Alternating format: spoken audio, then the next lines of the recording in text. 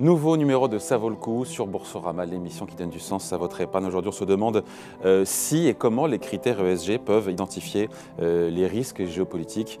Question importante à l'heure de l'invasion de l'Ukraine par la Russie. Bonjour Anne-Catherine. Bonjour David. Anne-Catherine Husson-Traoré, directrice générale de Novetic.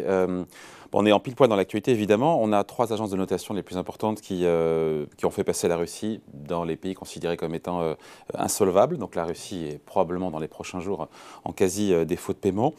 Est-ce que ce risque russe, ça pose plein de questions. Est-ce que ce risque, encore une fois, de défaut russe, est-ce qu'il a été correctement évalué avant le déclenchement du conflit?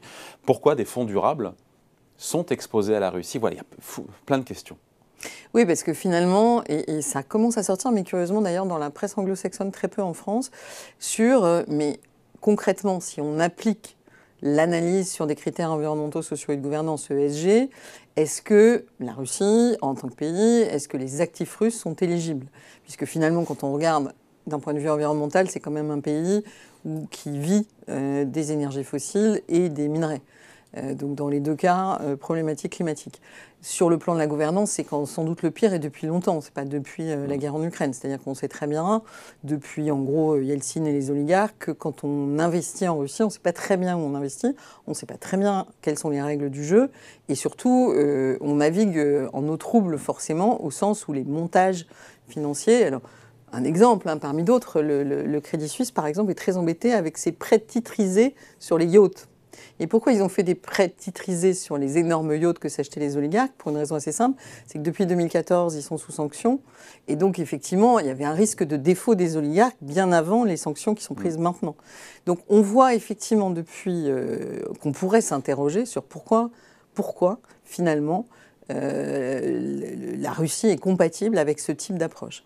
Et en fait, simplement parce que pour l'instant, on coche l'analyse ESG, elle est souvent basée sur le fait de regarder quels sont les processus mis en place ou quel type de reporting est mis en place. Par exemple, en octobre 2021, l'ambassade de France en Russie sponsorisait un événement à Moscou sur l'intégration de critères ESG par les entreprises russes. Le sponsor était Gazprom, la banque Gazprom. Donc on voyait bien que jusque-là, la Russie était quand même certes sous sanctions, mais dans les pays émergents, dans les BRICS, c'était considéré finalement comme une des moins pires où on pouvait faire du business.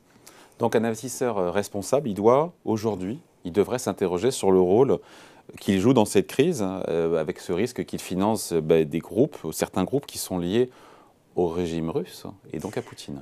Alors, ce qui change tout, c'est vraiment, et ça encore une fois, c'est pas totalement dans la presse française, c'est beaucoup plus dans la presse anglo-saxonne, c'est que finalement, ce G de l'ESG, c'est plutôt une question éthique, non pas de savoir s'il y a bien un processus de formation à la lutte contre la corruption, mais plutôt de savoir avec qui on fait des affaires, avec quel objectif, quelle garantie on a sur la façon dont ces affaires s'exercent. C'est pas une approche politique, ça, du business? On est peut-être en train, avec ce qui se passe de façon générale, finalement, où il y a une guerre en Ukraine à laquelle répond des sanctions extraordinairement fortes d'un point de vue financier et économique qui peuvent, a priori, mettre la Russie en défaut, on est dans quelque chose de nouveau. Et quelque chose de nouveau qui casse cette logique qui a toujours dominé, qui était de dire le business c'est une chose, la politique c'est une autre. En fait, on voit bien avec ça que c'est étroitement lié et qu'aujourd'hui, surtout si on fait de la finance durable, il est quand même plus logique de s'interroger sur finalement où vont les flux financiers qu'on investit, puisque maintenant on parle d'un tiers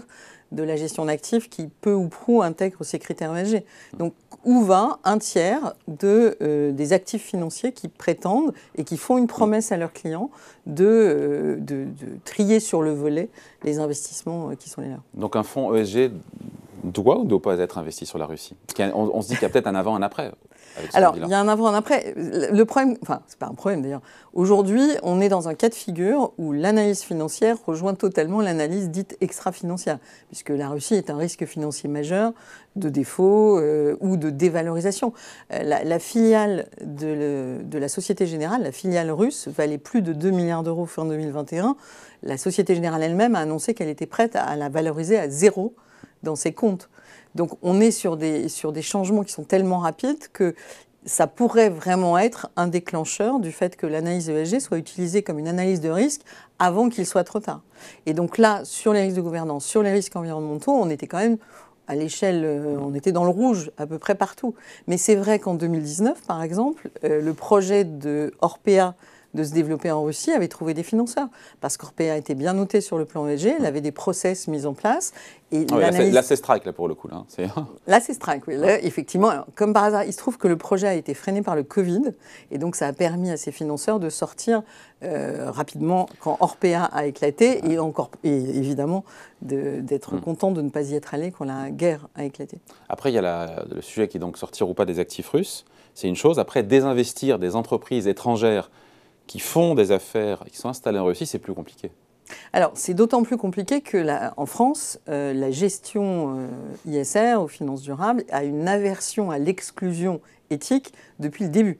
Donc, petit à petit, il y a eu, mais assez récemment finalement, puisque ça s'est développé depuis 20 ans, et on va dire que depuis une dizaine d'années, les gérants ont commencé à mêler une sélection dite best in class avec de l'exclusion d'entreprises très controversées, ou du charbon, par exemple, depuis 2015.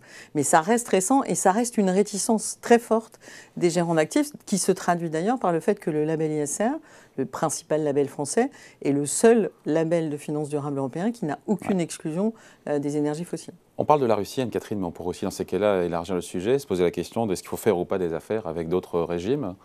Alors oui, c'est une question qui est sur la table, puisqu'effectivement, et on le voit avec l'attitude américaine qui a commencé à dire « Ok, on bannit le pétrole russe pour aller discuter avec l'Iran et le Venezuela, qui sont deux pays sur liste noire américaine, et que donc l'idée que certes l'argent n'a pas d'odeur, mais le pétrole en a une, et que là, il y a un moment où il faut être cohérent.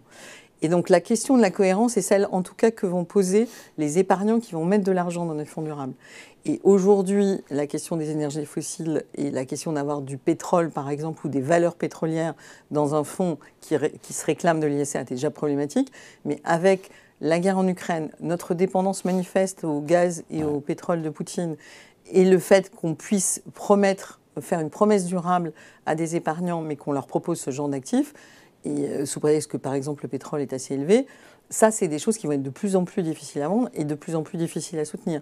Et donc, on peut espérer qu'il y ait un sursaut. C'est ça, en fait. Qu'est-ce qu'on peut espérer? Enfin, on finit là-dessus, c'est-à-dire que, évidemment, les filtres ESG n'ont pas joué leur rôle jusqu'à présent, il faut le dire ce qui est, sur la Russie. Mais en même temps, voilà, c'était compliqué, c'est complexe.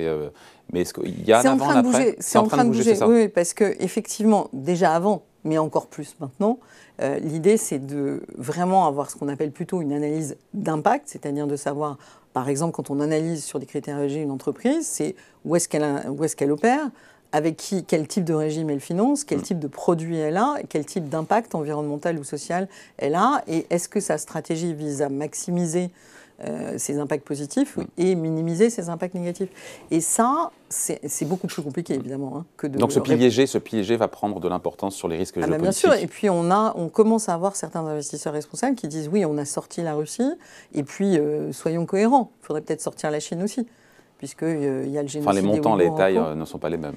Alors, c'est bien, et c'est pour ça que dans la partie la plus avancée, on va dire, de la finance durable, celle qui est la plus engagée, aujourd'hui, la guerre en Ukraine montre bien que ce côté mi-chèvre, mi-chou, finalement, oui, mais à certaines conditions, va être de plus en plus compliqué à opérer, et que, puisque la posture, c'est de dire on finance l'économie de demain, l'économie telle qu'elle doit être pour être durable, alors il faut aller jusqu'au bout et effectivement choisir de sortir d'une grande partie de l'économie telle qu'elle est aujourd'hui, c'est-à-dire ultra dépendante aux énergies fossiles.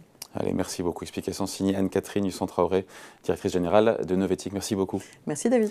Évidemment, ça vaut le coup revient la semaine prochaine sur Boursorama.